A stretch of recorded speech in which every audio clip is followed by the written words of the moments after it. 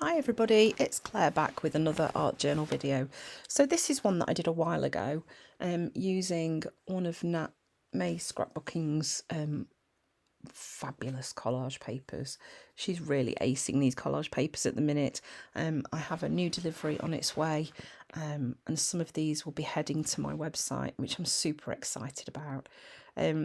So this is one of the previous releases with a really colourful, more sort of rainbowy vibe, ladies. As you can see, these collage papers are such a lovely quality. You can use a water brush to cut them out. You get that lovely soft edge. Right, don't be alarmed, but I'm cutting the lady out here so that I've kind of taken away a lot of the stuff around her face. I want to add my own sort of crazy floral rainbow hair onto her. So that's one of the things you can play with these collage papers, I think, not to be too precious about the image that's there and use it for what you want to do. Mineral is one of my favourite sort of neutral colours from Dina Wakley. It's one that makes a great starting point for any journal page. So this page doesn't have any gesso on, so I'm going straight in with my colours. So that's Mineral, this is Iris. As you know, one of my all-time favourites of her purples, and that is Magenta. Now, these three colours together, isn't that just a dreamy combination? Ah, it's lovely. I love it. I'm trying to leave some white space, but as you can see, it's kind of gradually disappearing. Not very successful at that. So then I've grabbed some of Nat's stencils. This is a floral one that she's got. Any stencils that you have will work for this. And as you can see, I'm just starting off using the same colours that I've already put in my background. I'm just going to bring a bit of interest. Going in with another floral stencil here, and I'm using magenta. So I'm just getting rid of those plain colours and just adding those sort of stenciled layers over the top, so that it just makes it a little bit more interesting. Then I'm thinking about where I'm going to put my lady, and this is a little tip. I often, once I've done a background, will then white out an area where I'm going to put my collage image. So this is so that the colours on the page don't interfere with the colours that are on the collage paper, because this collage paper kind of melts into your page anyway, and you will end up seeing a little bit of the background through it. So it can play in a strange way with the colours that are on the collage paper. So by adding that white or neutral colour onto the background, you can kind of, I don't know, reduce that effect. This is a stencil that I designed for one of my exclusive classes for Nat. It's watercolour stems, it's called. It's got these lovely botanical shapes on it. So here I'm just adding some onto my page. I'm using a contrast colour. I've gone for, I think it's Peacock. This colour is a little bit in the lady's top that she's wearing, so I kind of picked it because of that. Felt it would be quite cohesive with what's already there on the page.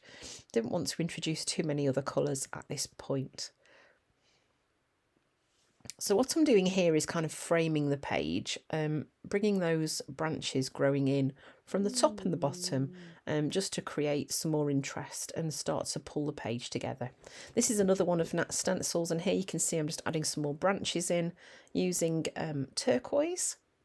So I'm staying within the same sort of colour family and just introducing some other tones of blues onto my page. And I'm already starting to bring stenciling over the top of the image.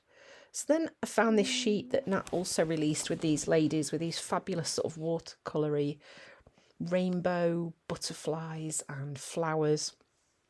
And again, I'm just chopping bits out with my water brush, trying to remove as much of the white as I can, because I kind of don't want that to be too strong around the edge when I glue it on. So here's my thinking. Look, it's going to go on her head. Right, just bear with it, because at the moment you're thinking, what the heck, that is ridiculous. No, it won't be. I'll just make it a bit smaller, kind of chisel bits away, until I get it to a point like that where I think, okay, yeah, that kind of makes a bit more sense. I mean, how cool would it be to have hair like that? Yes, it'd be lovely. Apart from maybe the visiting insects that might pop along to say hello. I'm not here for that. So then I'm going to stick this on my page. So one of the things that I do love about art journaling is that kind of make-believe fantasy. Like, she can have flowers for hair. Why not? That's okay. Nobody has flowers for hair, but does that matter? No, it doesn't. I have been reading some of the comments on my channel. I really appreciate you all commenting on my videos.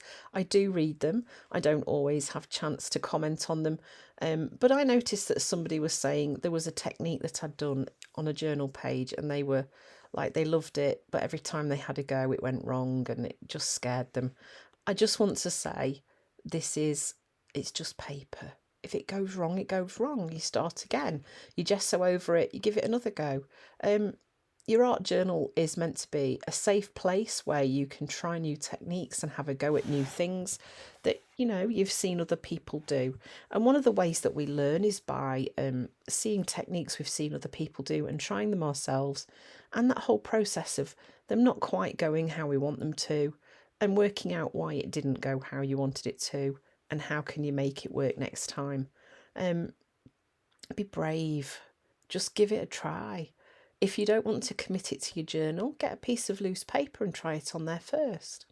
Anyway, so while I've been waffling, I've also got some paint pens. They were Life of Colour paint pens, and I've just added some dots and tiny flowers around the hair just to kind of break up those edges. Now I'm going in with a black paint pen and just outlining those botanical branches that I added onto my page as well. Doing quite loose lines here, so I'm not holding my pen tight, I'm holding it quite gently, and just giving some sort of loose outlines to those leaves on my page.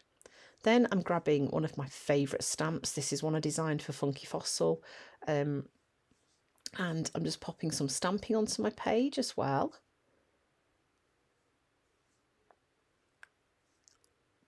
And of course some dots. These dots are great for just, I don't know, helping ground images around the edge of your page. I use it a lot.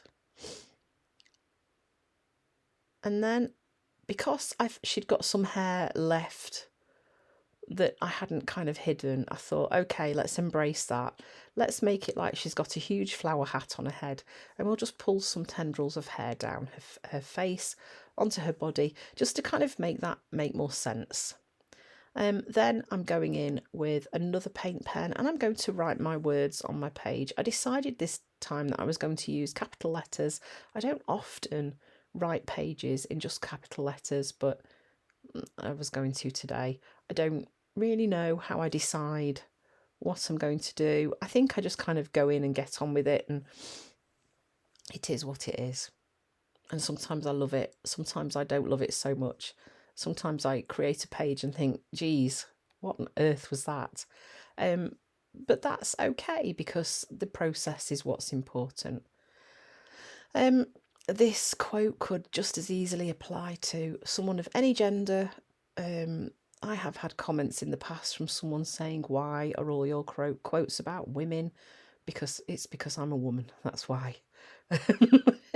Yeah, I'm not being anti-men or anything like that. Yeah, a strong woman looks, I can't see it now, looks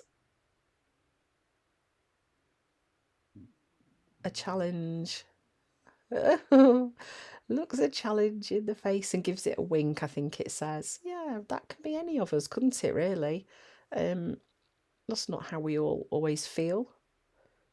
It's how I like to try and be, but inside, quite often, not how I feel. So,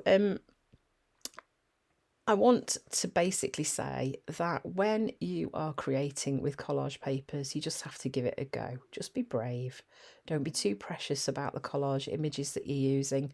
There is usually a way to fix things that you do that you don't like. That's one of the joys of mixed media, is there are so many ways that you can sort things out that you don't like. So I've just gone through and outlined those letters in white. I've done that because I want to bring a bit of contrast onto the page. Some white dots as well, and that helps marry up that bit of white around the letters too. I think that is pretty much it for this page. So really easy way to create using Nat's collage papers. Yeah, bright, colourful, lots of fun.